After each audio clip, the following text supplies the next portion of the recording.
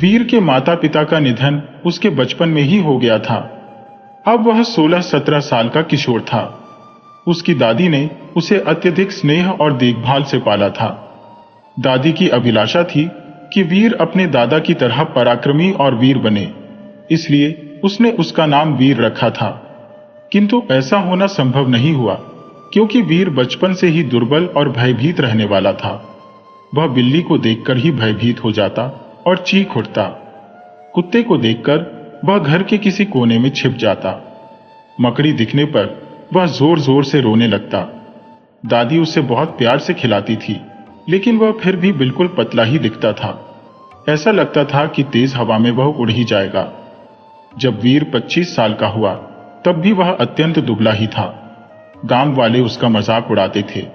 तब उसके एक मित्र ने उसे सलाह दी कि वह बड़ी बड़ी मूंछें रख ले, शायद उससे वह रूपदार दिखेगा, क्योंकि मूंछों वाले लोगों की शान अलग होती है। वीर को यह विचार भा गया और उसने बड़ी बड़ी मूंछें रख ली, किंतु इससे उसका मजाक और भी बढ़ गया। लोग उसे देखकर उसकी मूंछों का मजाक उड़ाने लगे।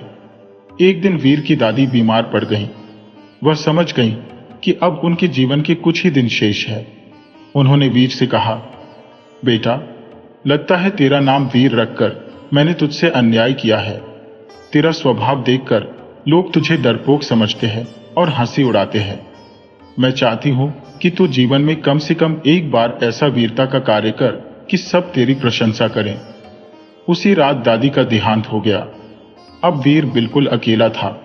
उसने अपनी दादी की अंतिम इच्छा पूरी करने का संकल्प लिया। वह सोचने लगा कि इस गांव में रहकर अगर मैं कोई वीरता का काम भी कर लूं, तो भी गांव वाले मेरी तारीफ नहीं करेंगे, क्योंकि वे पहले से ही मेरा मजाक उड़ाते हैं। वीर ने गांव छोड़ने का निर्णय लिया और किसी दूसरे गांव में जाकर कोई साहसिक कार्य करने की ठानी। अगले दिन सुबह ही वह अपने गांव से निकल पड़ा और शाम होते होते एक दूसरे गांव में पहुंच गया। वहां उसने एक पेड़ के नीचे बैठे लोगों की बातें सुनी। वे लोग एक बाघ की बातें कर रहे थे, जो उनकी भेड़ों और बकरियों को खा जाता था। वीर ने उन लोगों को अपना परिचय दिया और कहा, आप लोग परेशान मत हो, मैं साहसिक कार्य करने के उद्देश्य से निकला हूं और उस बाघ को मारकर आपकी समस्या का समाधान कर दूंगा। उनमें से एक व्यक्ति ने वीर को ऊपर से नीचे तक देखा और उसके दुबले पतले शरीर और बड़ी मूंछें देखकर हंसते हुए बोला, हाँ, क्यों नहीं, तुम्हारा मजबूत शरीर और मूंछें देखकर तो बाघ दुम दबाकर भाग जाएगा। बाकी लोग भी उसकी बात पर जोर से हंसने लगे। परंतु उनमें से एक वृद्ध व्यक्ति वीर को अपने साथ ले गया और तालाब के किनारे लगे पेड़ की ओर इशारा करते हुए बोला, तुम तीर कमान लेकर इस पेड़ पर चढ़ जाओ। रात को जब बाघ पानी पीने आएगा तो तुम उसे मार देना। वीर तुरंत उस पेड़ पर चढ़ गया। आधी रात हो गई, परंतु बाघ नहीं आया। फिर एक गीदड़ वहां पर आ गया। वीर उस गीदड़ को देखकर डर गया और तीर कमान उसके हाथ से छूट गया। वह सारी रात डर के मारे पेड़ पर ही बैठा रहा और सुबह होते ही चुपचाप उस गांव से चला गया। वह मन ही मन सोच रहा था कि अच्छा हुआ बाघ नहीं आया। शाम होते होते वह एक दूसरे गांव में पहुंच गया। वहां पर भी उसने वही बात कही कि वह कोई साहसिक कार्य करने के लिए निकला है। गांव वालों ने कहा, गांव में एक लुटेरे का आतंक है जिसका नाम मंगल है, और लोगों ने मंगल के ठिकाने की जगह उसे बता दी। वीर उस ओर चल पड़ा। रास्ते में उसे लुटेरा मंगल मिल गया। मंगल को देखते ही वीर वहां से भागना चाहता था, परंतु डर के मारे उसके पैर ही नहीं हिल पा रहे थे। मंगल ने उसे तलवार दिखाते हुए गरज कर कहा, कौन हो तुम? किसने भेजा है तुम्हें? मंगल की भयंकर शक्ल देखकर वीर के मुंह से एक भी शब्द नहीं निकल पाया।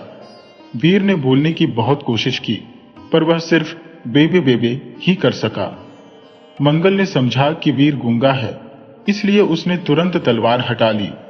असल में मंगल का एक 12 साल का बेटा था जो गूंगा था। इसी कारण वह घर पर कोई अत्याचार नहीं करता था। मंगल ने उसे गरजते हुए कहा, जहां से भी आए हो लौट जाओ, दोबारा कभी इस तरफ मत आना, और वहां से चला गया। जान बच जाने पर वीर बहुत खुश हुआ और उस गांव से भी चुपचाप निकल गया। परंतु वीर के मन में बहादुरी भरा कार्य करने की चाहत समाप्त नहीं हुई। अब उसने मन ही मन निर्णय कर लिया कि चाहे कुछ भी हो जाए, वह बहादुरी का काम करेगा और पीछे नहीं हटेगा, चाहे जान ही क्यों न चली जाए। चलते चलते वीर एक नए गांव में पहुंचा। एक बार फिर उसने गांव में जाकर वही बात कही कि वह कोई बहादुरी भरा कार्य करने के लिए निकला है। पहले तो लोगों ने उसका मजाक उड़ाया, परंतु फिर उसे बताया कि तुम अगर यहाँ के पहलवान भयंकर सिंह को हरा दोगे तो यह बहुत बड़ी बात होगी। आज तक उसे कोई नहीं हरा पाया है। वह पहलवान कुछ अलग ही किस्म का था। जहां बाकी पहलवान सिर्फ मिट्टी में हराकर छोड़ देते थे, वह निर्दयी और क्रूर पहलवान हारने वाले के हाथ पैर भी तोड़ देता था। इसी कारण उसका भय सर्वत्र फैला हुआ था। उसने घोषणा कर रखी थी कि अगर कोई उसे हरा देगा तो वह अपनी सारी बदमाशियां छोड़ देगा। वीर ने उसे चुनौती दी और लड़ाई के लिए ललकारा। इस बार उसने दृढ़ निश्चय कर लिया था कि चाहे कुछ भी हो जाए, वह पीछे नहीं हटेगा। उसने जाकर लंबे चौड़े पहलवान भयंकर सिंह को चुनौती दी और उसे लड़ाई के लिए ललकारा। भयंकर सिंह जब अपने घर से बाहर निकला तो उसने पूछा, क्या चाहते हो? वीर ने कहा, तुम्हें हराकर गांव के लोगों के मन से तुम्हारा भय समाप्त करना चाहता हूं। यह सुनते ही भयंकर सिंह जोर जोर से हंसने लगा और बोला, जाओ जाओ, मेरी फूंक से ही तुम्हारा दुबला पतला शरीर उड़ जाएगा। बड़ी बड़ी मूछें रखने से कोई पहलवान नहीं बन जाता। ये कहकर वह फिर से हंसने लगा। परंतु वीर ने आज ठान लिया था कि या तो लड़ेगा या मरेगा। उसने फिर से भयंकर सिंह को चुनौती दी। इतने में आसपास के गांव के लोग भी इकट्ठे हो गए। अपनी इज्जत बचाने के लिए भयंकर सिंह लड़ने को तैयार हो गया, परंतु वीर को देखकर उसकी हंसी बंद नहीं हो पा रही थी। वह जैसे ही वीर पर हमला करने के लिए दौड़ता, फिर हंसने लगता। बहुत देर तक यही सिलसिला चलता रहा। भयंकर सिंह वीर पर वार करने के लिए दौड़ता और फिर हंसता। हंसते हंसते वह लौटपोट हो गया। नौबत यहां तक आ गई कि वीर को मारना तो दूर, वह उसे छू भी नहीं पाया और हंसते हंसते ही थक गया। थक कर जमीन पर लेट गया। तब वीर ने हिम्मत बटोरकर उसकी छाती पर अपना पैर रख दिया और पहलवान भयंकर सिंह ने हंसते हंसते ही अपनी हार स्वीकार कर ली। गांव के लोगों ने जब यह दृश्य देखा तो वे अत्यंत खुश हुए और उन्होंने वीर का धन्यवाद किया और उसकी बहादुरी की प्रशंसा करने लगे। हारने के बाद जब भयंकर सिंह उठ खड़ा हुआ और उसकी हंसी कुछ कम हुई तो उसने वीर का धन्यवाद दिया और उसकी तारीफ भी की। भयंकर सिंह ने कहा, वीर, मैं हमेशा से ऐसा क्रूर और निर्दयी नहीं था, परंतु मेरे साथ कुछ ऐसी घटनाएं घटी जिनसे मेरे अंदर सिर्फ गुस्सा और नफरत भर गई। आज तुम्हारी वजह से मैं कई सालों बाद खुलकर हंसा और मेरे अंदर का सारा गुस्सा और कड़वाहट समाप्त हो गई। आज से मैं किसी भी गांव वाले को तंग नहीं करूंगा, बल्कि हंसते हंसते ही जिंदगी बिताऊंगा। सारे गांव वाले वीर की जय जयकार करने लगे। वीर खुश था कि उसने आखिरकार एक बहादुरी भरा काम करके अपनी दादी की अंतिम इच्छा पूरी कर दी।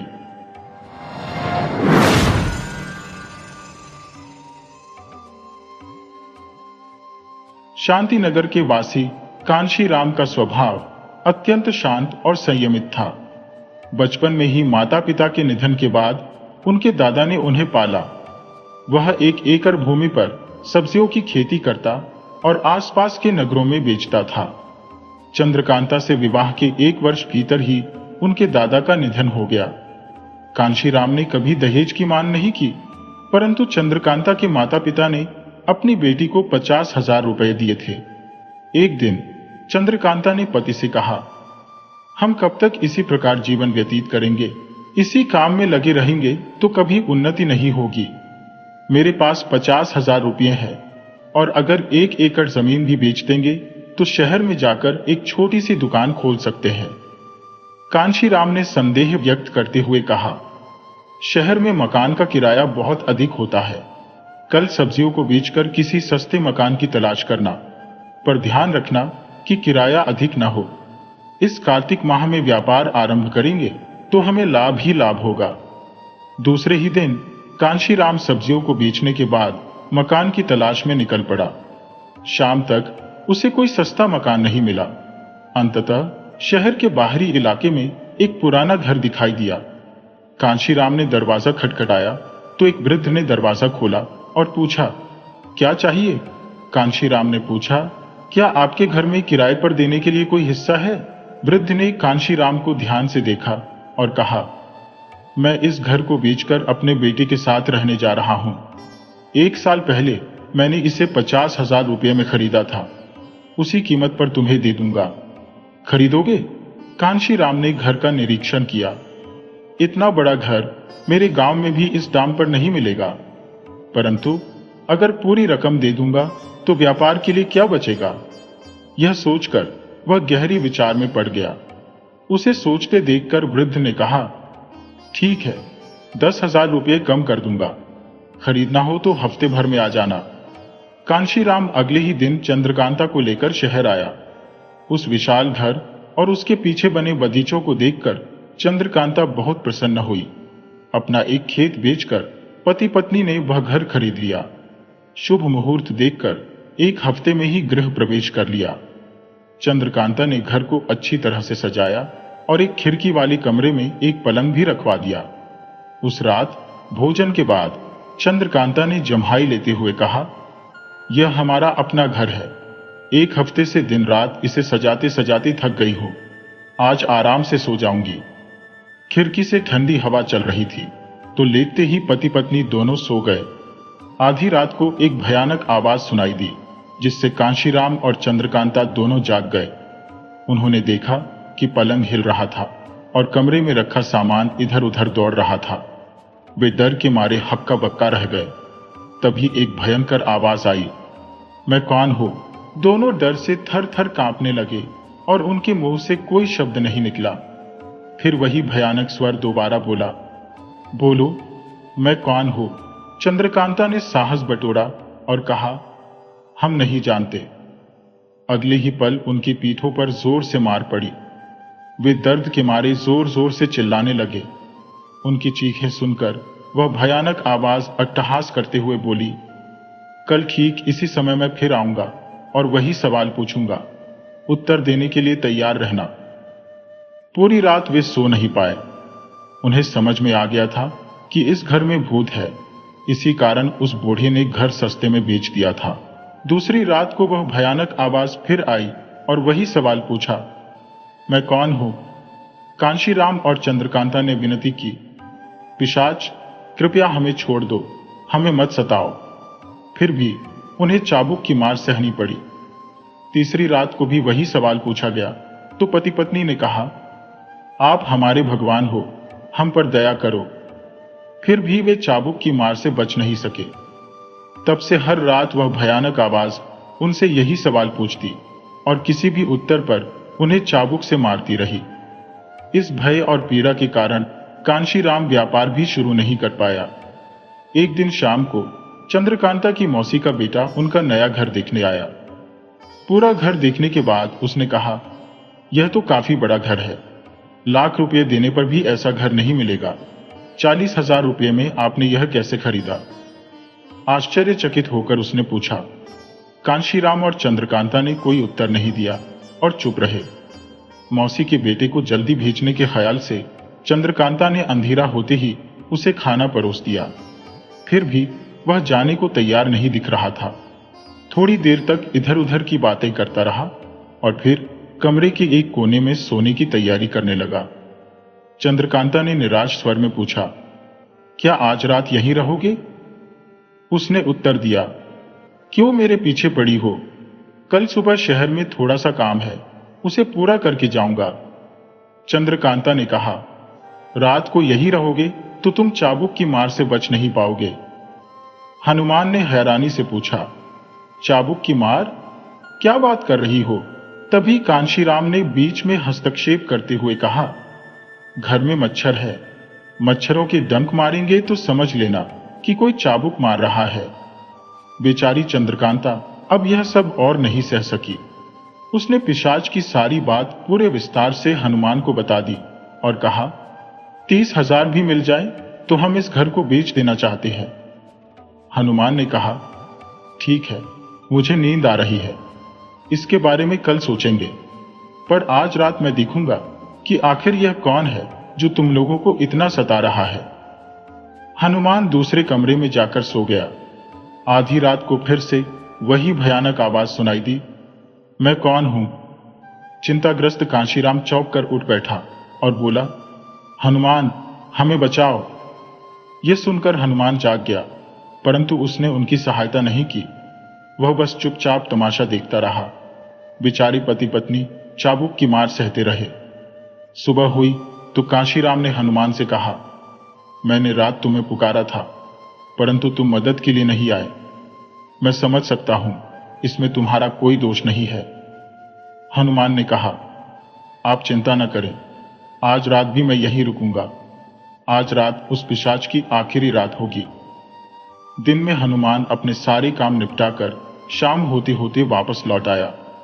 खाना खाकर वे तीनों फिर से सोने के लिए चले गए। आधी रात को फिर से वही आवाज आई, मैं कौन हूं? इस बार हनुमान तैयार बैठा था। उसने कहा, तुम जानते हो मैं कौन हूं? मैं हनुमान हूं। हर रात तुम मेरे बंधुओं को चाबुक से मारते हो, डराते हो। तुम्हारा अंत करने के लिए मैं यहां आया हूं। किसी भी हालत में मैं तुम्हें नहीं छोड़ूंगा। भयानक आवाज ने पूछा, कब बताओगे, कहां बताओगे? हनुमान ने कहा, कल मैं तुम्हें इमली के पेड़ से बांध दूंगा, बोतल में बंद करके जमीन में गाड़ दूंगा और सुलगती आग में फेंक दूंगा। तब बताऊंगा तुम कौन हो। यह सुनते ही भूत भय से चिल्लाने लगा और कहने लगा, बाप रे, इतनी बड़ी सजा! मैं जाता हूं, ऐसा मत करना। उन्हीं शब्दों के साथ एक छोटी सी गठरी पलंग से गिर पड़ी और खुलते ही सोने की अशर्फियां चारों ओर बिखर गईं। इतनी सारी अशर्फियों को देखकर कांशीराम और चंद्रकांता हतप्रभ रह गए। कांशीराम ने हनुमान का धन्यवाद करते हुए पूछा, तुमने यह कैसे किया? हनुमान ने कहा, बात दरअसल ये है कि मैंने आज पूरे दिन इस घर के बारे में पड़ोसियों से पूछताछ की थी। तब पता चला कि यह घर कई बार बिका है, परंतु 20 साल पहले जो इसका पहला मालिक था, उसकी मौत छत से गिरने से हुई थी। वह आदमी बहुत झगड़ालू था और हर किसी से लड़ाई करता था। पूरे मोहल्ले में कोई ऐसा नहीं था जिससे उसकी अनबन न हो, परंतु वह बहुत डरपोक भी था। अगर सामने वाला उसे एक कड़ी बात भी कह देता तो वह चुपचाप वहां से निकल जाता। उसकी इच्छा थी कि लोग उससे डरें और उसे बहादुर समझें, परंतु जीते जी उसकी यह इच्छा पूरी नहीं हो सकी। मरने के बाद उसने अपनी अधूरी इच्छा को पूरा करने के लिए पिशाच बनकर लोगों को डराना शुरू कर दिया। मैं जानता था कि मरने के बाद भी वह डरपोक ही रहेगा। इसी विचार से मैंने उसे धमकाया और मेरा अनुमान सही निकला। मेरे धमकाते ही वह डरकर भाग गया। हनुमान ने कांशीराम से कहा, कांशीराम, तुम एक मर्द हो, इस घर के मालिक हो और तुम्हें भयभीत नहीं होना चाहिए। डरने से लोग और डराते हैं। तुमने उस पिशाच का बहुत आदर किया और नरमी से पेश आए, इसीलिए वह तुम्हें डराता रहा। भूत पिशाच, चोर और दुष्ट लोग डर से पनपते हैं। साहस और निर्भीकता के सामने सबसे बलवान शत्रु के भी पांव उखड़ जाते हैं। जब तक तुम डरते रहे, उसकी हिम्मत बढ़ती रही। जब मैंने उसे धमकाया तो वह भाग निकला। अब तक तुमने जो कष्ट सहे, उसके लिए उसने मुआवजा भी चुकाया। अब तो जान गए हो कि हिम्मत में कितनी ताकत है। कल से ही तुम व्यापार शुरू कर देना और निश्चिंत होकर सोना। हनुमान ने हंसते हुए यह बात कही। मुझसे छोटे हो, पर जीवन का सत्य बताकर मेरी आंखें खोल दी। हमें उस पिशाच की पीड़ा से भी छुटकारा दिला दिया और धन भी प्राप्त हुआ। तुम्हें अगर आपत्ति ना हो तो मैं व्यापार में तुम्हें अपना साझेदार बनाना चाहता हूं। दोनों मिलकर व्यापार करेंगे, साथ रहोगे तो डर भी नहीं होगा और कोई चिंता भी नहीं। कांशीराम ने प्रस्ताव किया। हनुमान ने यह प्रस्ताव खुशी खुशी स्वीकार कर लिया और वे सब एक परिवार की तरह बहुत खुशहाल जीवन व्यतीत करने लगे।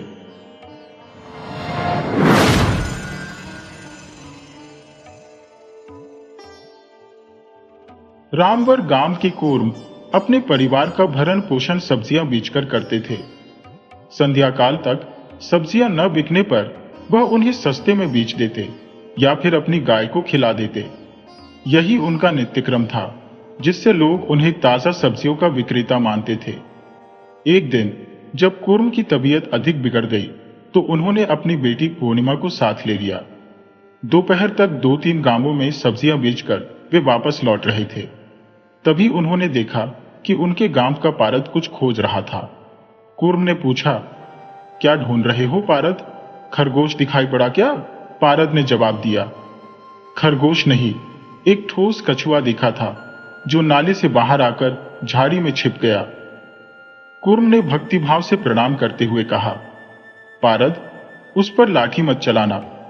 पूर्वनाथ स्वामी हमारे कुल देवता है। तुम चाहो तो मैं तुम्हें पैसे दे दूंगा, उसे मुझे दे देना।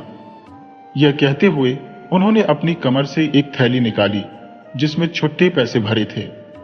पैसे देखते ही पारद प्रसन्न हो गया और कछुए को पकड़कर कूर्म को सौंप दिया।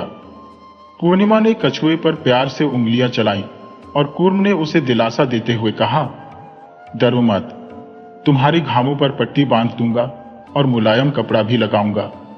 कुछ ही दिनों में तुम्हारे घाव भर जाएंगे, तब तक तुम हमारे घर पर आराम करो। उन्होंने कछुए को एक खाली टोकरी में डाल दिया। कुछ दिनों बाद कछुए के घाव भर गए और वह पूरी तरह स्वस्थ दिखने लगा। कूर्म ने उसे गंगा नदी में छोड़ दिया। इसके तीसरे दिन गांव के सरपंच कूर्म के घर आए और उनके पूर्वजों के बारे में पूछताछ की। कूर्म ने बताया, मेरे पिता के 3 भाई थे और उनके पिता यानी मेरे दादा की कोई भाई नहीं था, पर उनकी एक छोटी बहन थी। राजा के महल में मेरे दादा एक प्रख्यात मल्ल योद्धा यानी पहलवान थे। कहा जाता है कि उनके समान कोई भी पहलवान पूरे राज्य में नहीं था और राजा ने उन्हें कई पुरस्कार भी दिए थे। इस प्रकार कूर्म ने अपने पूर्वजों की कथा को विस्तृत किया, जैसा कि उनके पिता और दादा ने उन्हें बताया था। सरपंच ने कहा, कूर्म, तुमने जो अभी बताया है उसे सत्यापित करने के लिए क्या तुम्हारे पास कोई प्रमाण है? हाँ सरपंच जी, कूर्म ने उत्तर दिया और घर के अंदर चला गया। वह एक ताम्रपत्र लेकर आया जिसमें उसके परिवार के बारे में सारी जानकारी लिखी थी। सरपंच ने वह ताम्रपत्र अपने हाथ में लिया और उसे एक कागज से मिलाने लगे। सारे विवरणों को ध्यान से पढ़ने के बाद सरपंच ने कहा, कूर्म, जिस आदमी को मैं खोज रहा था वह तुम ही हो। तुम बहुत ही भाग्यवान हो। तुम्हारे पूर्वजों से तुम्हें एक बड़ी संपत्ति मिलने वाली है। इस संपत्ति को सौंपने के लिए ही राजा ने मुझे तुम्हारे पास भेजा है। तुम मेरे साथ फौरन शहर चलो। इस प्रकार कूर्म देखते ही देखते धनवान बन गया। अब शहर में उसका एक महलनुमा घर था और वह धनी लोगों में गिना जाने लगा। रामवर गांव में उसके भाग्य को लेकर चर्चाएं होने लगी। 1 साल गुजर गया कि एक दिन सुबह सुबह कूर्म के घर के सामने बहुत भीड़ जमा थी। लोग जोर जोर से बातें कर रहे थे। इस गड़बड़ी के पीछे थे रामवर गांव के पारद और उसका बेटा नारद। पारद जोर जोर से चिल्ला रहा था, आदमी को चाहिए कि वह अपना वचन निभाए। थोड़े से पैसे के आगे अपने वचन से मुकर गए। तुम इतने बड़े संपन्न बने, पर जानते हो इसका कारण क्या है? मेरे दिए हुए कछुए के कारण ही आज तुम इतने संपन्न हुए हो। तुमने भुला दिया और मुझे धोखा देने पर तुल गए। कूर्म ने शांत स्वर में पूछा, कहो पारद, मुझे क्या करना चाहिए? पारद जोर से बोला, तुमने वादा किया था कि अपनी बेटी की शादी मेरे बेटे नारद से करवाओगे। भूल गए? अब इनकार क्यों कर रहे हो? तुम जानते हो कि वे दोनों एक दूसरे को कितना चाहते हैं। पारद ऊंचे स्वर में बोल रहा था जिससे सभी लोग सुन सके। कूर्म ने कहा, देखो पारद, जब से हम शहर आए हैं तब से कितनी बार ही तुम मेरे यहां आए हो और अपने बेटे की शादी मेरी बेटी से करवाने का प्रस्ताव रखते हो, पर मैंने तुम्हें कई बार साफ साफ इनकार कर दिया है। इसीलिए तुम यह गड़बड़ी कर रहे हो। पारद क्रोध भरे स्वर में बोला, मैं जानता था तुम यही कहोगे, इसीलिए मैं अपने गांव के लोगों को अपने साथ लाया हूं। पारद ने उन लोगों को दिखाते हुए कहा। सबने एक साथ जोर से कहा, हां, तुम्हारी बेटी की शादी पारद के बेटे से जरूर होनी चाहिए। उनकी इन चिल्लाहटों और झूठी बातों को सुनकर बाप बेटी बिल्कुल हैरान हो गए। इसे एक अच्छा मौका मानकर पारद ने व्यंग्य कसते हुए कहा, क्यों पूर्णिमा, अपने पिता की तरह क्या तुम भी हमें भूल गई? पूर्णिमा सिर झुकाकर चुपचाप अंदर चली गई। इतने में वहां कई लोग जमा हो गए। पारद चिल्लाई जा रहा था, धमकियां दे रहा था और कूर्म को बोलने का मौका ही नहीं दे रहा था। थोड़ी ही देर में वहां पर सरपंच जी आ गए। पारद का चिल्लाना रुक गया। सरपंच ने पारद से विषय की पूरी जानकारी ली और उसकी बातें सुनी।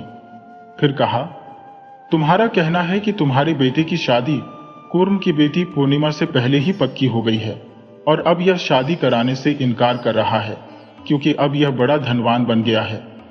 तुम्हारा कहना है कि कूर्म अपने वचन से मुकर गया। अगर यह बात सच्ची है तो निस्संदेह कूर्म दोषी है। हुजूर, आप तो न्याय पारंगत है, धर्म प्रभु है, इसीलिए बात तुरंत समझ गए। आपको ही मेरे साथ न्याय करना होगा। ठीक उसी समय शहर का एक प्रमुख वस्त्र व्यापारी नहार वहां पर आ गया। उसने बहुत ही गरजते हुए स्वर में कूर्म से पूछा, मैंने जो सुना है क्या वह सच है?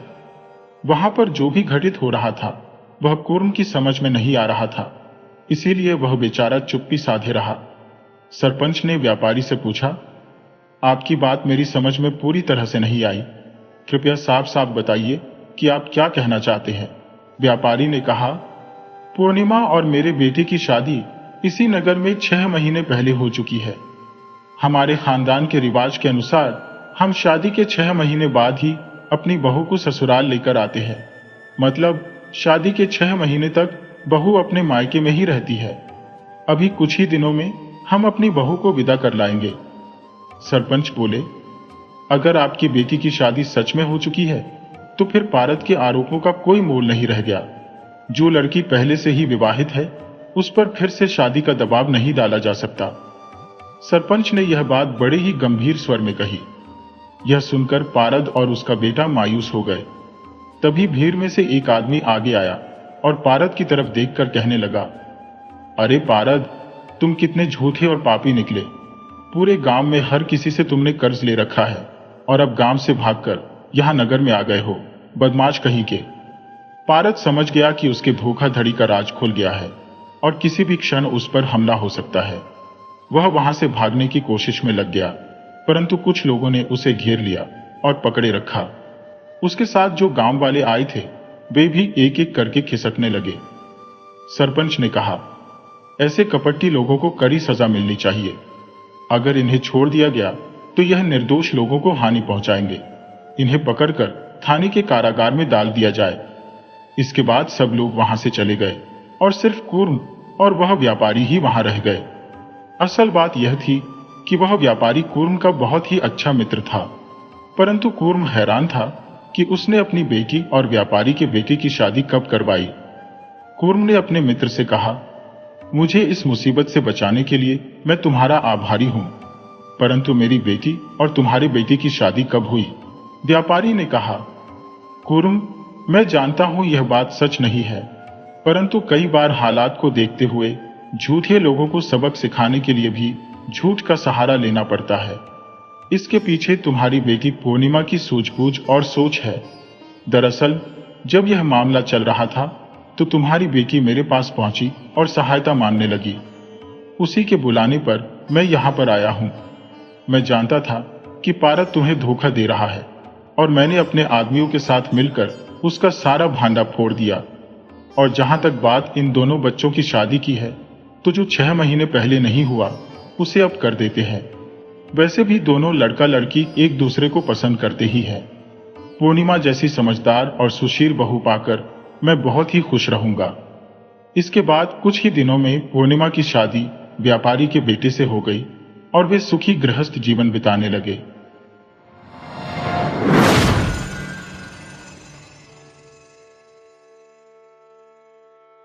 सीमंतगढ़ में रहने वाला व्यापारी पुरुषोत्तम दास अपने परिवार के साथ एक समृद्ध और शांतिपूर्ण जीवन व्यतीत कर रहा था। उसके परिवार में उसकी पत्नी और 2 पुत्र थे, बड़ा बेटा मंगेश और छोटा बेटा दुर्गेश थापा। पुरुषोत्तम दास एक व्यापारी था जो अत्यधिक संपन्न नहीं था, परंतु उसके घर में किसी वस्तु की कमी नहीं थी। उसके दोनों पुत्र अब वयस्क हो चुके थे और वे अपने पिता के साथ व्यापार में संलग्न थे। पुरुषोत्तम दास ने अपने दोनों बेटों के साथ कभी भी कोई भेदभाव नहीं किया और उन्हें व्यापार के सारे गुण सिखाए। एक दिन पुरुषोत्तम को व्यापार के सिलसिले में दूसरे नगर जाना पड़ा, परंतु उसकी तबीयत ठीक नहीं थी। उसने अपने दोनों बेटों को भेजने का निर्णय लिया। उसने उन्हें बुलाया और व्यापार से संबंधित सभी बातें समझा दी। दोनों पुत्रों ने अपने पिता की सारी बातें समझी और अगले ही सुबह वे अपना अपना खाना बांधकर यात्रा पर निकल पड़े। सफर लंबा था और दूसरे नगर पहुंचने में पूरा दिन लगने वाला था। दोपहर में दोनों ने अपने खाने में से कुछ हिस्सा खा लिया और बाकी को रात के लिए संभाल कर रख लिया। जैसे जैसे दिन ढलने लगा, उन्हें पूरी उम्मीद थी कि रात होने से पहले वे दूसरे नगर पहुंच जाएंगे और सराय में ठहरेंगे। परंतु अचानक मौसम बिगड़ गया और तेज बारिश और तूफान शुरू हो गया। दोनों भाई इस तूफान से बचने के लिए आसरा ढूंढने लगे। ढूंढते ढूंढते उन्हें एक पुराना घर दिखाई दिया। वे दौड़कर उस घर के अंदर चले गए। घर की हालत देखकर लग रहा था कि इसमें अब कोई नहीं रहता होगा, लेकिन उन्हें सिर छुपाने के लिए आसरा चाहिए था। दोनों भाइयों ने उसी टूटे फूटे घर में रात बिताने का निर्णय लिया। वहां पड़ी हुई कुछ लकड़ियां इकट्ठी करके उन्होंने आग जला ली। अभी उन्हें बैठे हुए कुछ ही समय हुआ था कि तभी एक आदमी दौड़ता दौड़ता उस घर में आया। पूछने पर पता चला कि वह भी एक मुसाफिर है और इस तूफानी बारिश में सिर छुपाने के लिए वहां आया है। तीनों आपस में बातें करने लगे। उस तीसरे व्यक्ति ने बताया कि वह भी एक व्यापारी है और व्यापार के लिए दूसरे नगर जा रहा है। बातें करते करते काफी देर हो गई और उन्हें जोर की भूख लगने लगी। दोनों भाइयों ने अपना अपना भोजन निकाला। बड़े भाई मंगलेश के पास 3 रोटियां थी और छोटे भाई दुर्गेश के पास 5 रोटियां थी। परंतु जो तीसरा आदमी वहां आया था, उसके पास तो खाना ही नहीं था और भूख से बेहाल था। दोनों भाइयों ने तय किया कि वे उस तीसरे आदमी को भी भोजन कराएंगे। अब बड़े भाई मंगलेश की 3 रोटी और छोटे भाई दुर्गेश की 5 रोटी मिलाकर 8 रोटियां हो गईं। परंतु 8 रोटियों को 3 लोगों में बराबर कैसे बांटा जाए, ये समझ में नहीं आ रहा था। तब मंगलेश ने सुझाव दिया कि हम हर रोटी के 3-3 टुकड़े कर देते हैं, तो हमारे पास 24 टुकड़े हो जाएंगे। हम वे 24 टुकड़े आपस में 8 करके बांट लेंगे और इस तरह से सबको बराबर रोटी मिल जाएगी। यह विचार सभी को सही लगा और उन्होंने हर रोटी की 3 टुकड़े करके 24 टुकड़े बनाए और 8-8 टुकड़े बांटकर खा ली। तीनों की भूख शांत हो गई। तीनों लोग खाना खाकर सो गए। सुबह जब वे उठे और अपनी अपनी मंजिल की तरफ चलने लगे, तब उस तीसरे व्यापारी ने कहा, भाई, तुम दोनों ने कल रात को मुझे रोटी खिलाई थी, उसके लिए मैं तुम दोनों का बहुत आभारी हूं, और साथ ही रोटी के 8 टुकड़े खिलाने के बदले में मैं आपको 8 सोने के सिक्के दे रहा हूं, ये आप रख लो। दोनों भाइयों ने उस व्यापारी का शुक्रिया अदा किया और वे सोने के सिक्के रख लिए। वे लोग अपनी अपनी मंजिलों की तरफ चल दिए। दोनों भाइयों ने उस नगर में पहुंचकर अपना अपना व्यापार का काम निपटाया और रात को सराय में आकर रुक गए। तब छोटे भाई दुर्गेश ने कहा, भैया, उन 8 सोने के सिक्कों को हम आपस में आधा आधा बांट लेते हैं, 4 आपके और 4 मेरे। बड़े भाई मंगलेश ने कहा, अरे दुर्गेश, बराबर नहीं बांट सकते। मैं बड़ा हूं तो मुझे ज्यादा हिस्सा मिलेगा। मुझे 6 सिक्के और तुम्हें 2 सिक्के मिलेंगे। तब छोटे भाई दुर्गेश ने कहा, लेकिन रोटी तो हम दोनों ने ही दी थी, इसलिए दोनों को बराबर सिक्के मिलने चाहिए। दोनों में काफी देर तक बहस होती रही। फिर छोटे भाई ने कहा, भैया, ऐसा करते हैं, मेरी 5 रोटियां थी तो मुझे 5 सिक्के दे दो, और आपकी 3 रोटियां थी तो आप 3 सिक्के रख लो। परंतु बड़ा भाई इस पर भी राजी नहीं हुआ। उसके मन में लालच था कि वह खुद 6 सिक्के रखेगा और छोटे को सिर्फ 2 ही देगा। दोनों भाई बहस करने लगे, लेकिन किसी भी नतीजे पर नहीं पहुंचे। आखिरकार यह निर्णय लिया गया कि वे घर जाकर पिताजी से सारी बात बताएंगे और वही यह निर्णय करेंगे कि किसका कितना हिस्सा होगा। अगले दिन वे अपने घर की ओर प्रस्थान कर गए और शीघ्र ही सफर पूरा कर अपने घर पहुंच गए।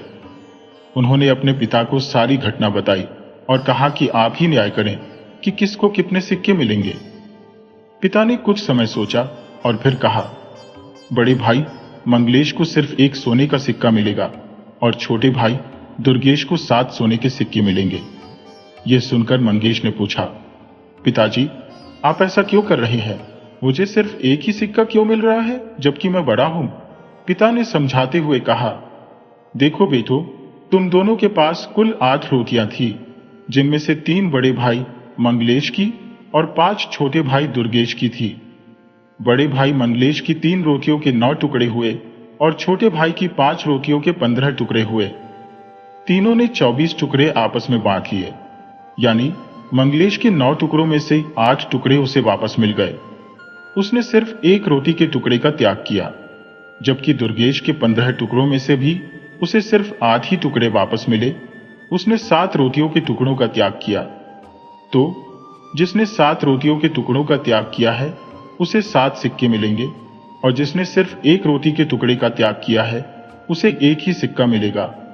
यह मेरा न्याय है और यह बिल्कुल सही है। पिता के न्याय से छोटे भाई दुर्गेश को खुशी हुई, लेकिन मंगेश को अब पछतावा हो रहा था कि अगर उसने पहले ही छोटे भाई की बात मानकर आधे आधे सिक्के बांट लिए होते तो आज उसके पास 1 नहीं बल्कि कम से कम 4 सिक्के होते। लेकिन अब वह पिता द्वारा किए गए न्याय से संतुष्ट था और उसे केवल एक सोने के सिक्के से ही संतोष करना पड़ा। इसी तरह इंसान अधिक पाने की लालच में वह भी खो देता है जो वास्तव में उसे मिल रहा होता है।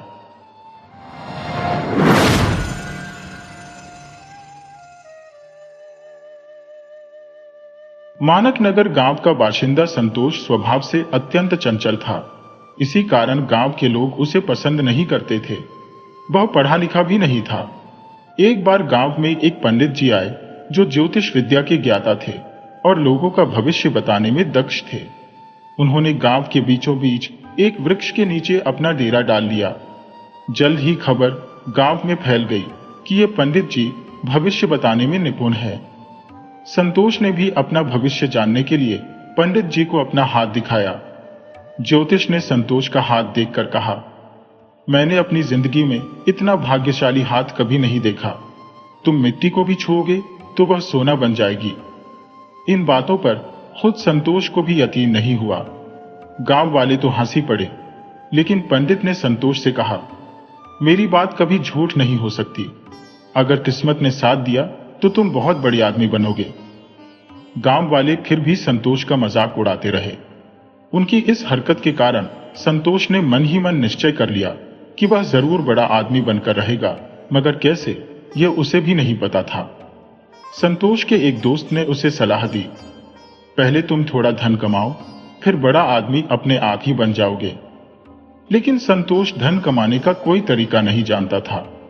वह कोई काम धंधा नहीं जानता था और ना ही पढ़ा लिखा था।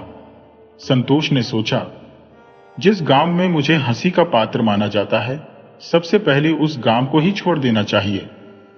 एक दिन सवेरे वह अपने गांव को छोड़कर निकल पड़ा। रास्ते में घना जंगल था और वह चलता ही जा रहा था। तभी एक जगह पर उसे एक व्यक्ति पेड़ के नीचे सोता हुआ दिखाई दिया। उस व्यक्ति के पास एक तलवार और एक गठरी भी थी।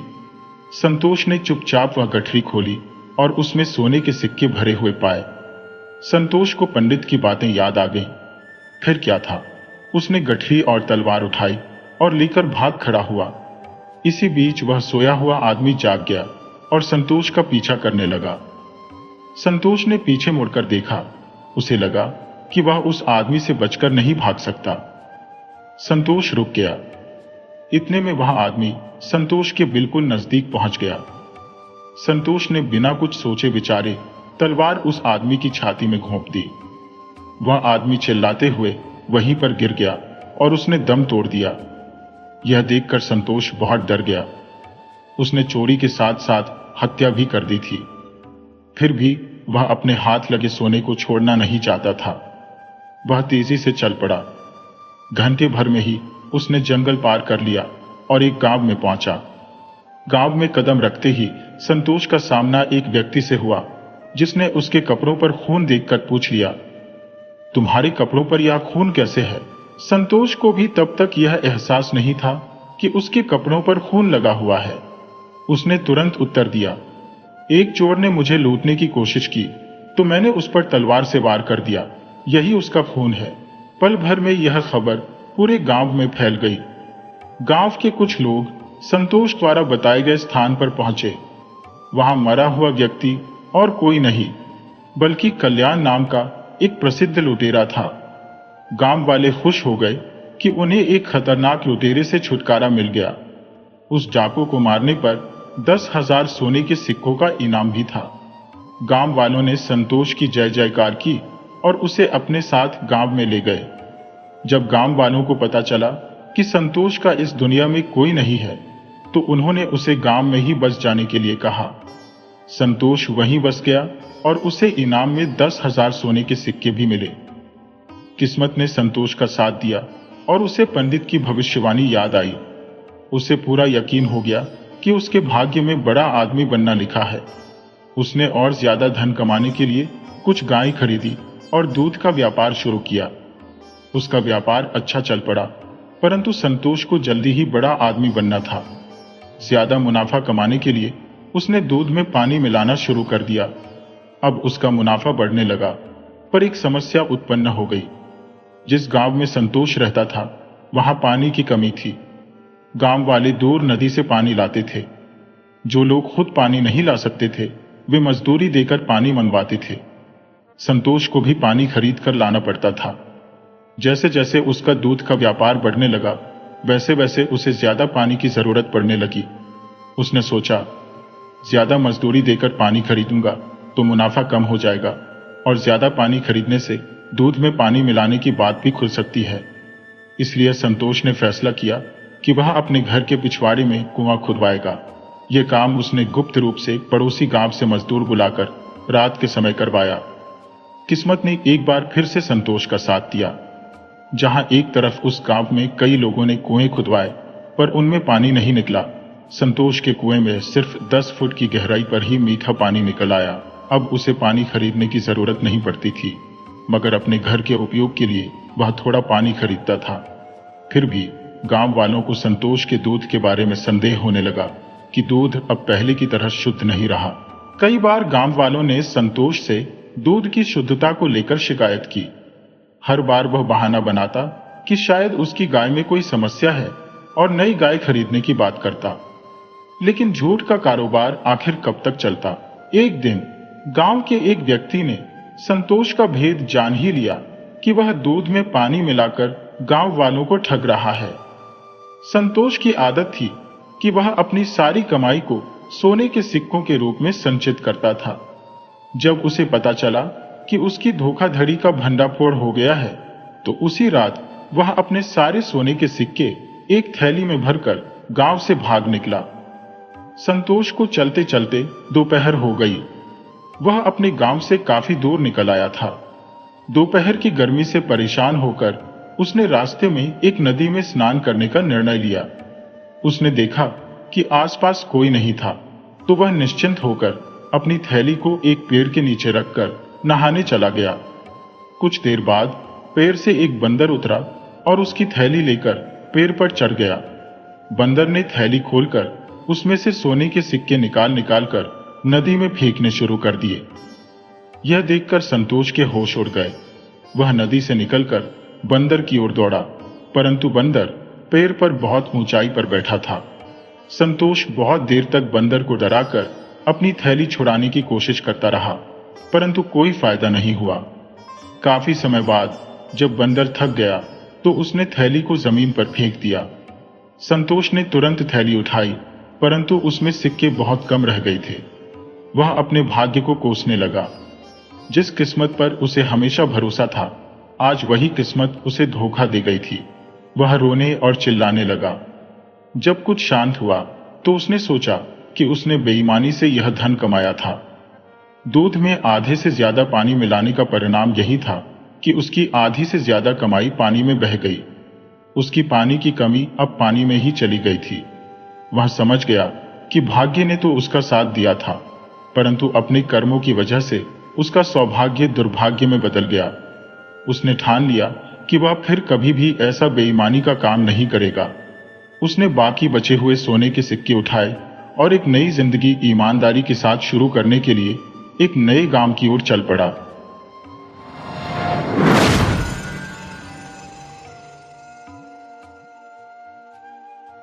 कई वर्षों पूर्व रायपुर के वन प्रांत के समीप एक छोटा सा गांव स्थित था।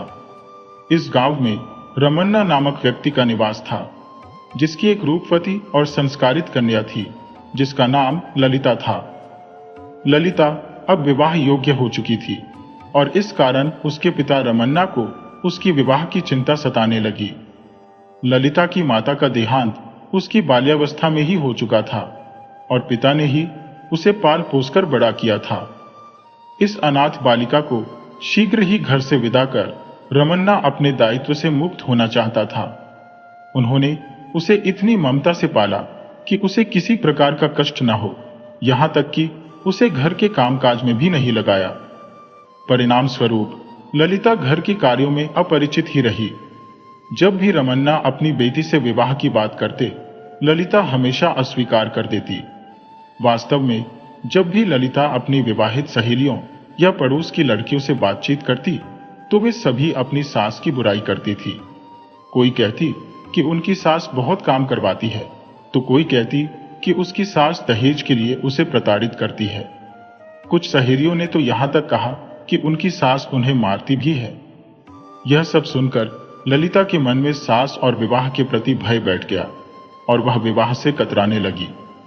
जब रमन्ना को इसका पता चला, तो उन्होंने ललिता को समझाया कि इस संसार में सभी लोग बुरे नहीं होते, उसी प्रकार सभी सास भी बुरी नहीं होती। उन्होंने कहा, तू चिंता मत कर, मैं तेरे लिए ऐसा ससुराल ढूंढूंगा जहां सास तुझे मां की तरह प्यार करेगी। पिता के आश्वासन पर ललिता विवाह के लिए राजी हो गई। कुछ ही समय में रमन्ना ने एक उत्तम रिश्ता खोज लिया और पड़ोस के गांव में रहने वाले सरजू के साथ ललिता का विवाह तय हो गया। सरजू के परिवार में केवल उसकी माता जीन और अब ललिता ही तीसरी सदस्य थी। ललिता जब अपने ससुराल पहुंची तो वह अत्यंत भयभीत और सशंकित थी। एक तो वह सास के नाम से ही डरती थी, ऊपर से वह जानती थी कि वह घर की कामकाज में बिल्कुल अनाड़ी है और इस कारण उसे सास की क्रोध का सामना करना पड़ेगा। परंतु उसका यह डर निराधार निकला। जैसे ही वह ससुराल पहुंची, सास ने उसे प्रेम से गले लगा लिया।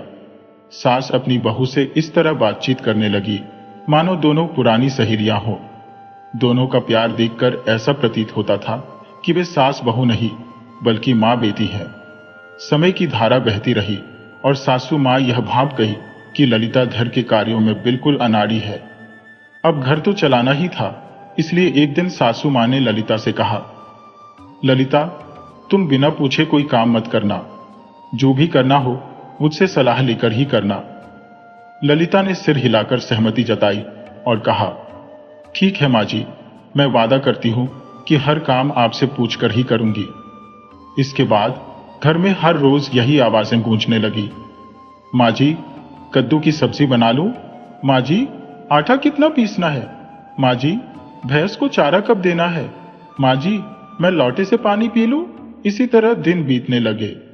ललिता का पति सरजू कई बार सोचता कि उसकी पत्नी कितनी अनाड़ी है, परंतु तुरंत ही उसे लगता कि चलो, घर में शांति तो है, दूसरे घरों की तरह सास बहू के झगड़े तो नहीं होते। सरजू भी दोनों के प्यार को देखकर बहुत खुश था। सरजू मूर्तियों का कुशल कारीगर था और सुंदर मूर्तियां बनाकर बेचता था। उसकी कमाई भी अच्छी हो जाती थी। इन तीनों का जीवन शांतिपूर्वक चल रहा था। सब कुछ सही चल रहा था कि अचानक एक दिन सासू मां को तेज बुखार ने जकड़ लिया। उन्होंने दवा ली, परंतु 2 दिनों में ही उनकी मृत्यु हो गई। यह नियति का खेल था। ललिता के लिए यह दुखों का पहाड़ था। अगले 10 दिनों तक तो वह सुध बुद्ध खो बैठी, परंतु जीवन की गाड़ी को आगे बढ़ाना ही था। ललिता को हर काम पर अपनी सास से पूछने की आदत पड़ चुकी थी। एक दिन उसने अपने पति से कहकर सासू मां की एक छोटी मूर्ति बनवा ली, जो हूबहू सासू मां जैसी दिखती थी। अब वह उस मूर्ति को ही सास मानकर घर का सारा काम करने लगी। हर काम करने से पहले वह मूर्ति से सलाह लेती। सरजू भी कुछ नहीं कहता। एक दिन ललिता मूर्ति को लेकर बाजार गई। बाजार गांव से काफी दूर था। सामान खरीदने से पहले सासू मां की आज्ञा भी जरूरी थी। उसने बाजार से सारा सामान मूर्ति से पूछ पूछ कर खरीदा। सरजू भी उसके साथ था। वापस लौटने के समय बहुत अंधेरा हो गया। घने बादलों के कारण हाथ को हाथ नहीं सूझता था। बरसात आने के पूरे आसार थे। दोनों वापसी के रास्ते पर चल पड़े, परंतु रास्ता सुनसान और चारों ओर घना जंगल था। डर की मारी वे लोग पेड़ से उतर नहीं पा रहे थे। उन्होंने वहीं रात बिताने का निश्चय किया। दोनों सुबह के थके हुए थे और पेड़ पर ही सो गए। आधी रात के करीब ललिता की आंख खोली तो उसे याद आया कि उन्होंने कुछ खाया नहीं है। उसने सोचा, जरूर सरजू को भी भूख लगी होगी। उसने अपनी पोटली खोली जिसमें 5 लड्डू थे। अपनी आदत के अनुसार उसने मिट्टी की सासू मां से पूछा, भूख तो जोरों की लगी है, मैं 2 खा लूं और ये 3 दे दो। उसी पेड़ के नीचे 5 चोर बैठे थे जो चोरी का माल बांट रहे थे। ललिता की आवाज सुनकर उन्होंने सोचा कि कोई चुड़ैल है जो उन्हें खाने की योजना बना रही है। वे अपना सामान उठाकर भागने की तैयारी करने लगे। तभी ललिता के हाथ से वह मिट्टी की मूर्ति गिर गई। मूर्ति के गिरते ही जोर की धड़ाम की आवाज हुई। इस आवाज से चोरों ने समझा कि चुड़ैल ने उन पर हमला कर दिया है। वे सब सामान छोड़कर वहां से भाग खड़े हुए। ललिता और उसके पति ने यह सारा नजारा देखा। सरजू चुपचाप नीचे उतरे और सारा कीमती सामान अपनी पोटली में बांध लिया। मिट्टी की सासू मां टूट चुकी थी। तब सरजू ने अपनी पत्नी को समझाया, शायद अब मां स्वर्ग में चली गई है, इसलिए अब उन्हें तुझे कष्ट नहीं देना चाहिए। इसके बाद वे दोनों अपने घर वापस आ गए। ललिता ने अपने पति की बात समझ ली और आगे से अपनी बुद्धि से अपनी गृहस्थी चलाने लगी। अब उनके पास अपना आगे का जीवन सुखमय बनाने के लिए पर्याप्त धन भी था।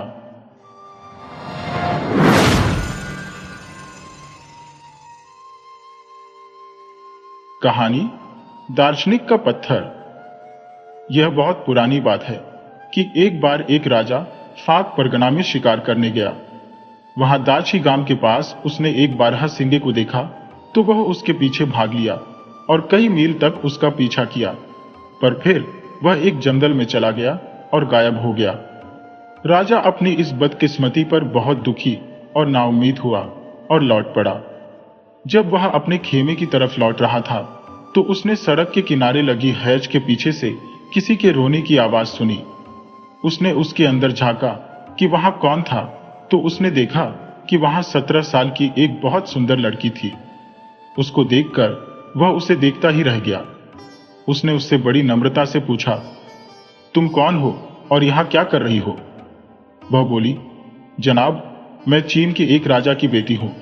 मेरे पिता एक लड़ाई में बंदी बना लिए गए हैं और मैं अपने पिता के दुश्मन की बंदी बनाए जाने के डर से वहां से भाग निकली हूं। मैं पहले एक जगह गई जहां मैं डूब जाना चाहती थी, पर गांव वालों को मेरे इरादों का पता चल गया। उन्होंने आकर मुझे बचा लिया।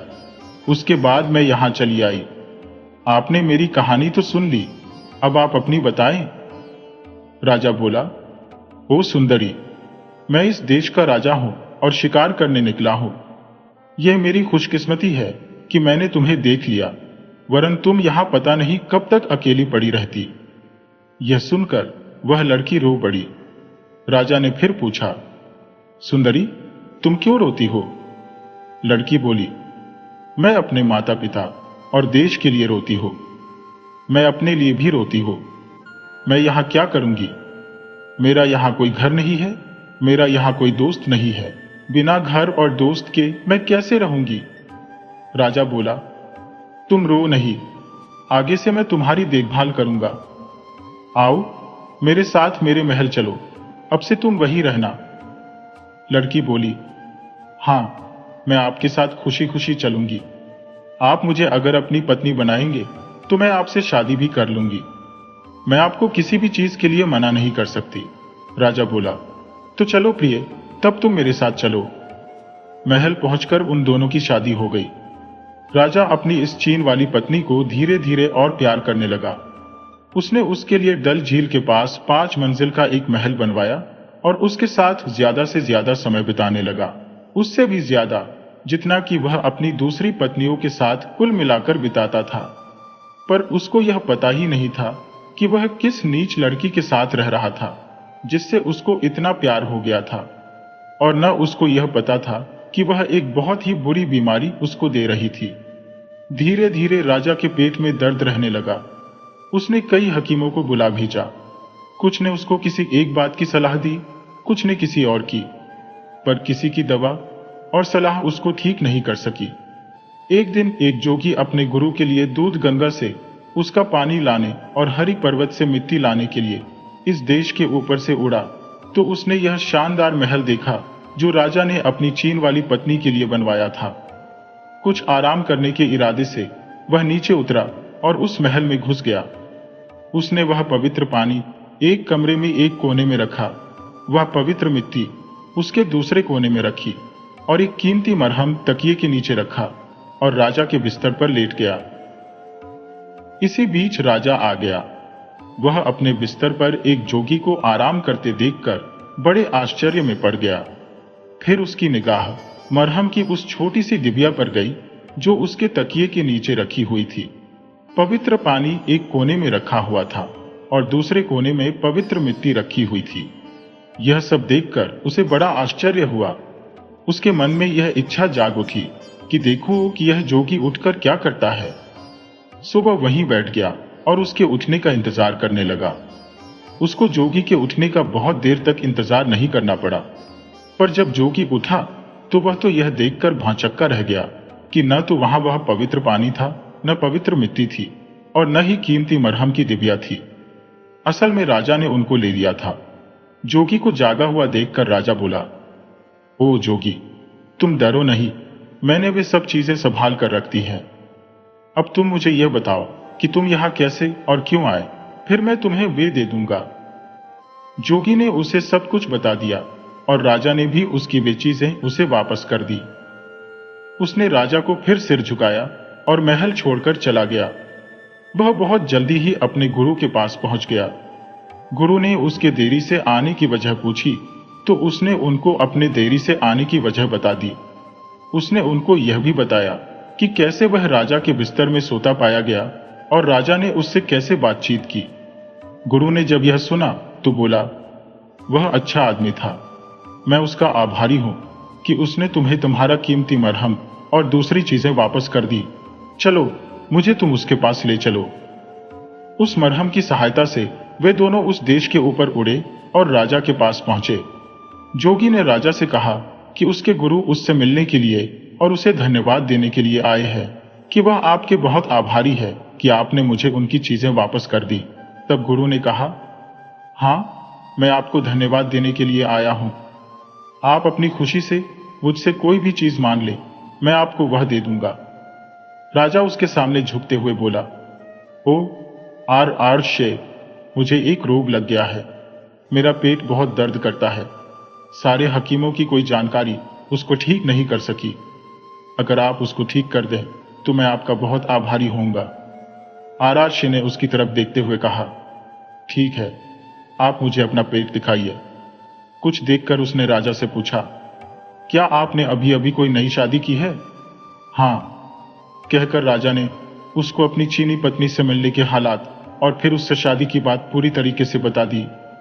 आरआरशी बोला, मुझे इसी का शक था, अगर आप बिना दवा के 40 दिन और रहते तो आप मर जाते, पर अब आप सुरक्षित हैं, मैं आपको ठीक कर सकता हूं।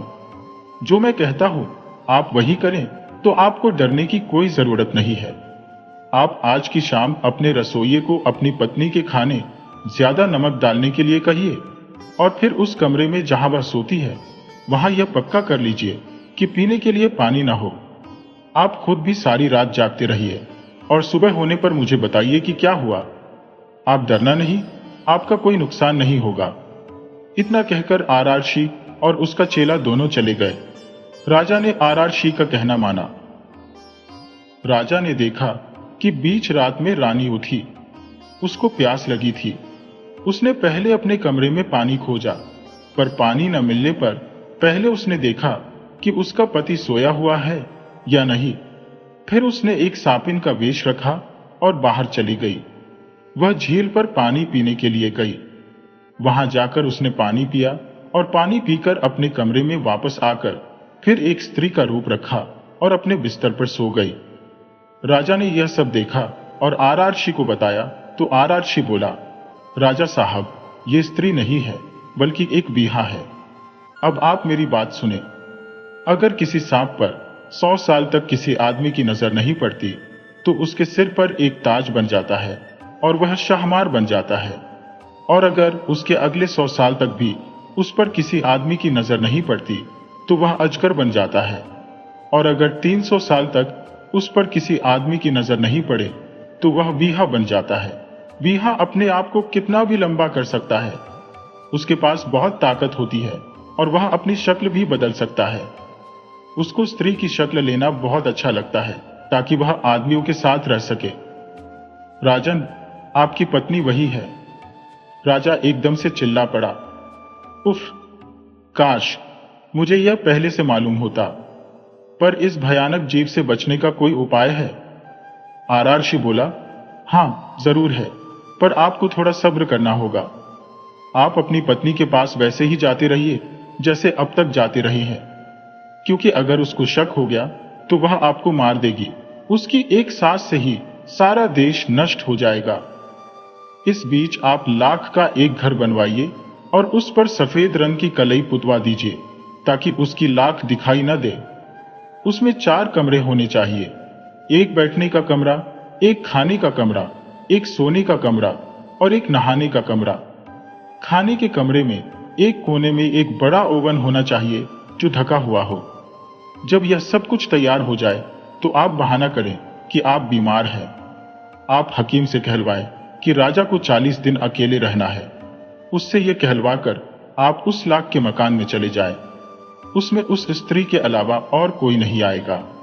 जब यह सब तैयार हो गया तो वह चीनी स्त्री तो बहुत खुश हुई, क्योंकि अब राजा कम से कम 40 दिन के लिए केवल उसी का था। अब वह उसकी बीमारी में जो चाहे कर सकती थी। ऐसा कुछ दिन तक चला। उसके बाद आरार्षि राजा से बात करने के लिए फिर वहां आया और राजा से कहा कि एक दिन वह खाने के कमरे का ओवन जलाकर रखे और अपनी पत्नी से एक खास रोटी बनाने के लिए कहे। जब वह यह देखने में लगी हो कि वह रोटी कैसी पक रही है तो वह उसको भट्टी में धक्का दे दे और जितनी जल्दी हो सके उस ओवन का दरवाजा बंद कर दे, ताकि कहीं ऐसा न हो कि वह बाहर निकल आए और सारे देश को ही नष्ट कर दे। राजा ने ऐसा ही किया। जब यह सब हो गया तो गर्मी बढ़ाने के लिए उसने घर में भी आग लगा दी। आरार्षि ने जब यह सुना कि राजा ने क्या किया तो वह बोला, यह आपने बहुत अच्छा किया। अब आप अपने महल जाइए और वहां 2 दिन तक इंतजार कीजिए। तीसरे दिन आप मेरे पास आइए तो मैं आपको एक आश्चर्यजनक दिया आरार्षि दिखाऊंगा। तीसरे दिन आरार्षि राजा को साथ लेकर उस जगह गया जहां वह लाख का घर खड़ा था, पर वहां तो राख के सिवा और कुछ नहीं था। आरार्षि बोला, राजा साहब ध्यान से देखिए, आपको यहां एक पत्थर दिखाई देगा। राजा ने ध्यान से देखा तो उसको वह पत्थर मिल गया। वह बोला, हां यह रहा पत्थर। आरार्षि ने पूछा, यह तो ठीक है, पर आप क्या लेना चाहेंगे, पत्थर या राख? राजा बोला, पत्थर। आरार्षि बोला, ठीक, आप पत्थर ले लीजिए, मैं राख ले लेता हूं। कहकर उसने वह सारी राख समेटी, उसे अपने कपड़े में बांधा और अपने चेले के साथ गायब हो गया। उसके बाद राजा अपने महल को चला आया। उस दिन के बाद से राजा ठीक हो गया। वह पत्थर जो उसने चुना था बाद में वह संगीपारस साबित हुआ, जिसके छूने से कोई भी धातु सोना बन जाती है। पर उस राख में क्या गुण था यह राजा को कभी पता नहीं चला, क्योंकि वह फिर कभी उस आरार्षि और जोगी से मिला ही नहीं। कथा का दूसरा रूप, यह कथा एक और तरीके से भी कही जाती है। एक बार की बात है कि कश्मीर में अली मदान खान नाम का एक राजा राज करता था। एक दिन वह शालीमार के पास शिकार खेलने के लिए गया। वहां 2 आदमी उसके पास आए और उससे बोले, राजा साहब अगर आप हमारी बात सुन लेंगे तो हमें बड़ी खुशी होगी।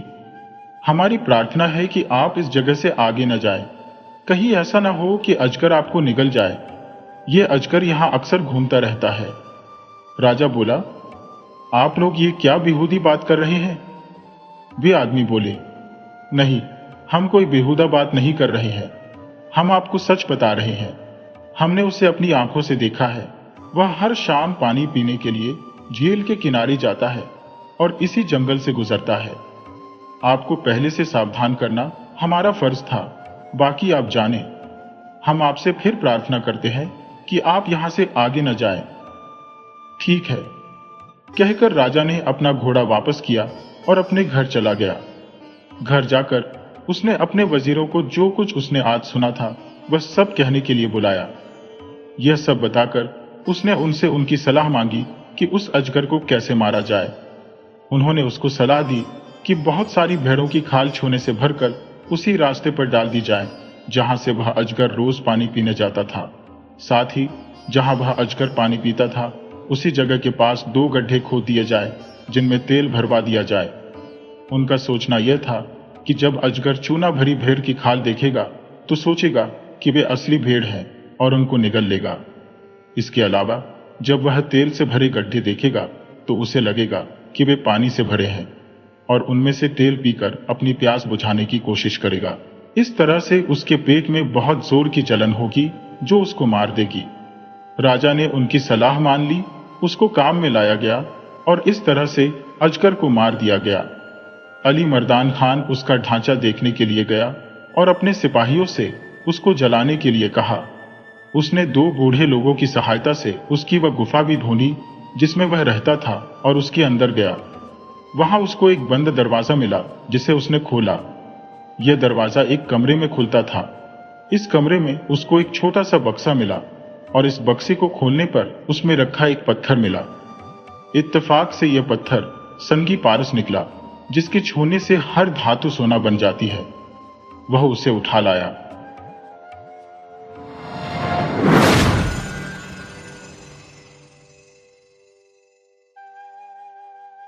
ईरान और यूनान में घोर संग्राम हो रहा था। ईरानी दिन दिन बढ़ते जाते थे और यूनान के लिए संकट का सामना था। देश के सारे व्यवसाय बंद हो गए थे। हल की मुठ्ठिया पर हाथ रखने वाले किसान तलवार की मुठ्ठिया पकड़ने के लिए मजबूर हो गए। डंडी तौलने वाले भाले तौलते थे। सारा देश आत्मरक्षा के लिए तैयार हो गया था। फिर भी शत्रु के कदम दिन दिन आगे ही बढ़ते आते थे। जिस ईरान को यूनान कई बार कुचल चुका था वही ईरान आज क्रोध के आवेग की भांति सिर पर चढ़ आता था। मर्द तो रणक्षेत्र में सिर कटा रहे थे और स्त्रियां दिन दिन की निराशाजनक खबरें सुनकर सूखी जाती थी। क्यों कर लाज की रक्षा होगी। प्राण का भय न था, संपत्ति का भय न था, भय था मर्यादा का।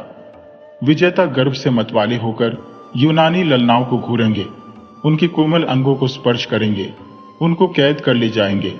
उस विपत्ति की कल्पना ही से इन लोगों के रुएं खड़े हो जाते थे।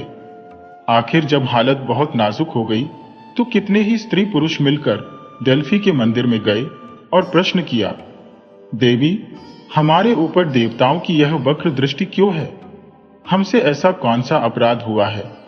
क्या हमने नियमों का पालन नहीं किया, कुर्बानियां नहीं की, व्रत नहीं रखे? फिर देवताओं ने क्यों हमारे सिरों से अपनी रक्षा का हाथ उठा लिया? पुजारी ने कहा, देवताओं की असीम कृपा भी देश को द्रोही के हाथ से नहीं बचा सकती। इस देश में अवश्य कोई न कोई द्रोही है।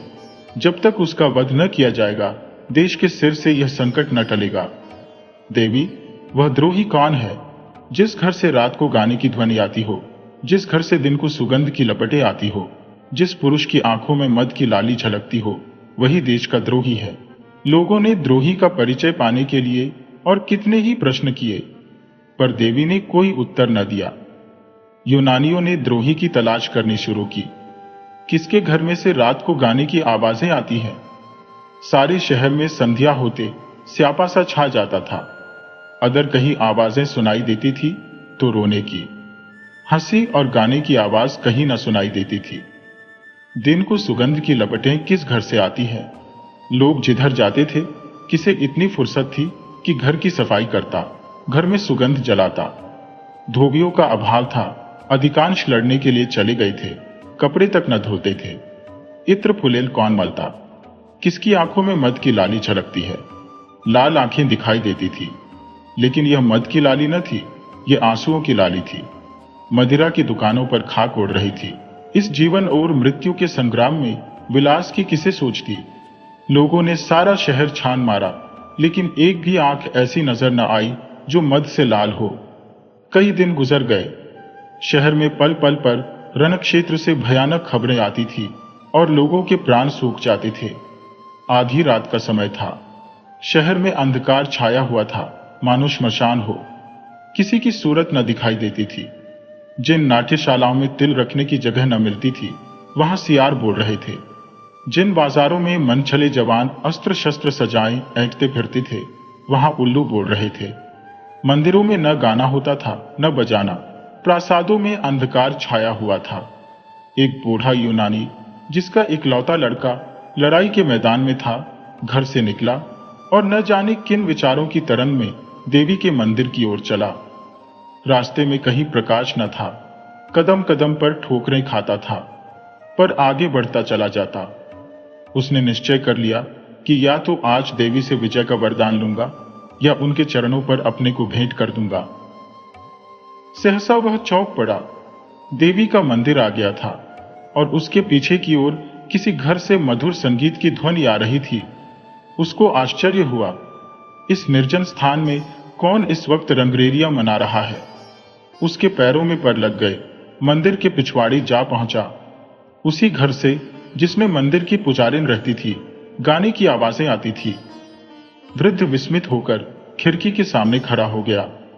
चिराग तले अंधेरा, देवी के मंदिर के पिछवाड़ी अंधेर। बूढ़े ने द्वार झांका। एक सजे हुए कमरे में मोमबत्तियां झाड़ों में जल रही थी। साफ सुथरा फर्श बिछा था और एक आदमी मेज पर बैठा हुआ गा रहा था। मेज पर शराब की बोतल और प्यालियां रखी हुई थी। दो गुलाम मेज के सामने हाथ में भोजन की थाल खड़े थे, जिसमें से मनोहर सुगंध की लपटें आ रही थी। बूढ़े यूनानी ने चिल्लाकर कहा, यही देशद्रोही है, यही देशद्रोही है। मंदिर की दीवारों ने दोहराया, द्रोही है। बगीचे की तरफ से आवाज आई, द्रोही है। मंदिर की पुजारिन ने घर में से सिर निकालकर कहा, हां, द्रोही है। यह देशद्रोही उसी पुजारिन का बेटा पासोनियस था। देश में रक्षा के जो उपाय सोचे जाते, शत्रुओं का दमन करने के लिए जो निश्चय किए जाते, उनकी सूचना यह ईरानियों को दे दिया करता था।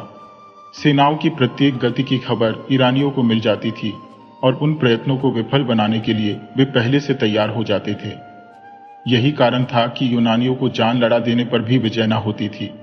इसी कपट से कमाए हुए धन से वह भोग विलास करता था। उस समय जबकि देश में घोर संकट पड़ा हुआ था, उसने अपने स्वदेश को अपनी वासनाओं के लिए बेच दिया। अपने विलास के सिवा और किसी बात की चिंता न थी। कोई मरे या जिए, देश रहे या जाए, उसकी बला से। केवल अपने कुटिल स्वार्थ के लिए देश की गर्दन में गुलामी की बेड़ियां डलवाने पर तैयार था। पुजारिन अपने बेटे के दुराचरण से अनभिज्ञ थी। वह अपनी अंधेरी कोठरी से बहुत कम निकलती, वहीं बैठी झप तप किया करती थी। परलोक चिंतन में उसे इहलोक की खबर न थी। मनेंद्रियों ने बाहर की चेतना को शून्य सा कर दिया था। वह इस समय भी कोठरी के द्वार बंद किए देवी से अपने देश के कल्याण के लिए वंदना कर रही थी कि सहसा उसके कानों में आवाज आई, यही द्रोही है, यही द्रोही है। उसने तुरंत द्वार खोलकर बाहर की ओर झांका। पासोनियम के कमरे से प्रकाश की रेखाएं निकल रही थी और उन्हीं रेखाओं पर संगीत की लहरें नाच रही थी। उसके पैर तले से जमीन सी निकल गई। कलेजा धक से हो गया। ईश्वर, क्या मेरा बेटा देशद्रोही है? आप ही आप। किसी अंतः प्रेरणा से पराभूत होकर वह चिल्ला उठी, हां, यही देशद्रोही है। यूनानी स्त्री पुरुषों के झुंड उमड़ पड़े और पासोनियस के द्वार पर खड़े होकर चिल्लाने लगे, यही देशद्रोही है। पासोनियस के कमरे की रोशनी ठंडी हो गई। संगीत भी बंद था, लेकिन द्वार पर प्रतिक्षण नगरवासियों का समूह बढ़ता जाता था और रह रहकर सहस्त्रों कंठों से ध्वनि निकलती थी, यही देशद्रोही है। लोगों ने मशालें जलाई और अपने लाठी डंडे संभालकर मकान में घुस पड़े। कोई कहता था, सिर उतार लो। कोई कहता था, देवी के चरणों पर बलिदान कर दो। कुछ लोग उसे कोठे से नीचे गिरा देने पर आग्रह कर रहे थे। पासोनियस समझ गया कि अब मुसीबत की घड़ी सिर पर आ गई। तुरंत जीने से उतरकर नीचे की ओर भागा और कहीं शरण की आशा न देखकर देवी के मंदिर में जा घुसा। अब क्या किया जाए? देवी की शरण जाने वाले को अभयदान मिल जाता था। परंपरा से यही प्रथा थी। मंदिर में किसी की हत्या करना महापाप था। लेकिन देशद्रोही को इसने सस्ते कौन छोड़ता। भांति भांति के प्रस्ताव होने लगे। सुअर का हाथ